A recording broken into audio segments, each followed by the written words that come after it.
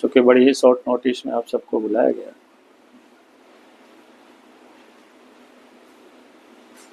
क्योंकि आप सब लोग कल से अभी तक की जो जानकारी मिली है छात्र आंदोलन को लेकर के, सरकार ने अपना पीठ थपथपा रही है। सरकार ये कह रही है कि भाई हम एग्जाम को रद्द करेंगे,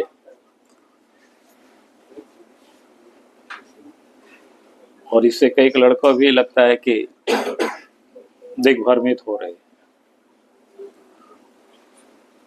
हमने प्रारंभ से ही कहा है, एग्जाम को रद्द करना समस्या का समाधान नहीं हो सकता है। समस्या का समाधान है सीबीआई से जांच, क्योंकि जेसीसी और जीपीएससी में कई एग्जाम हुए जिसकी जो गड़बड़ियां हुई, और गड़बड़ी ही नहीं, मैं कह सकता हूं कि वे जॉब को जेसीसी ने भी और जेपीएससी ने भी बेचा है। अब तो उसका धीरे धीरे पूरे प्रमाण के साथ अखबारों में भी छप रहा है, सोशल मीडिया, प्रिंट मीडिया,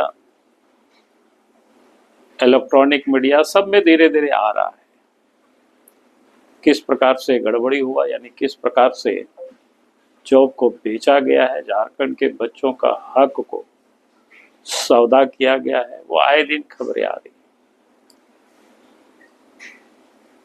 और इसीलिए हमारी पार्टी का स्पष्ट मत है इस प्रारंभ से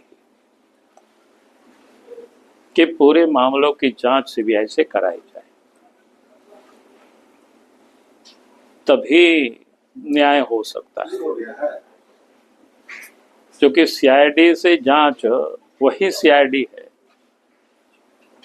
जिन लोगों ने कुछ दिन जांच करके एक प्रकार से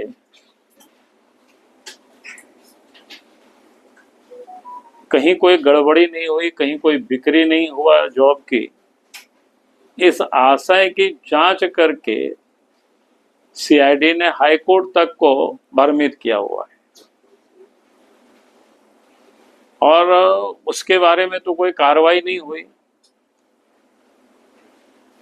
जो सीआईडी के जिन अफसरों ने पूरी जांच को ही गलत डायरेक्शन में ले गया, उनके ऊपर तो कोई कार्रवाई नहीं हुई।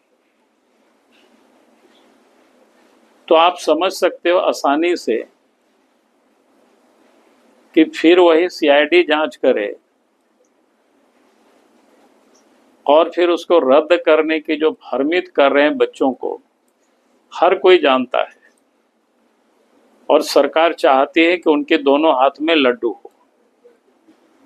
घोषणा वे करेंगे कि हमने रद्द कर दिया, जिन लोगों को इलीगल तरीके से पैसे के बल पर जिनको जॉब मिला हुआ है,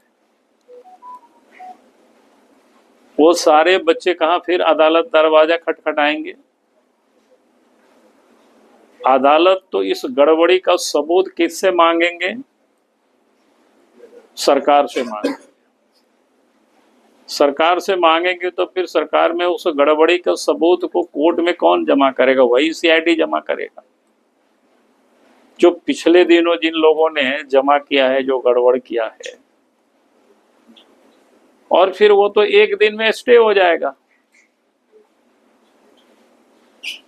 तो जिन लोगों ने पैसा दे करके नौकरियां खरीदे हैं वो भी खुश रहेंगे, और सरकार को तो कहने को मिल जाएगा कि भाई हम क्या करें, अदालत ने इसको स्टे कर दिया। तो कुल मिलाकर के ये जो लड़का पिछले 23-24 दिनों से धरना पर बैठे हुए, भूख हड़ताल पर बैठे हुए, उन लोगों को तो कहीं एक प्रकार से सरकार ठग ही रही है। यानी बुरी तरह से मैंने लड़कों को ठगने के लिए ये अच्छी प्लानिंग हेमंत सोरेन की सरकार ने कैबिनेट में बैठ करके बनाई।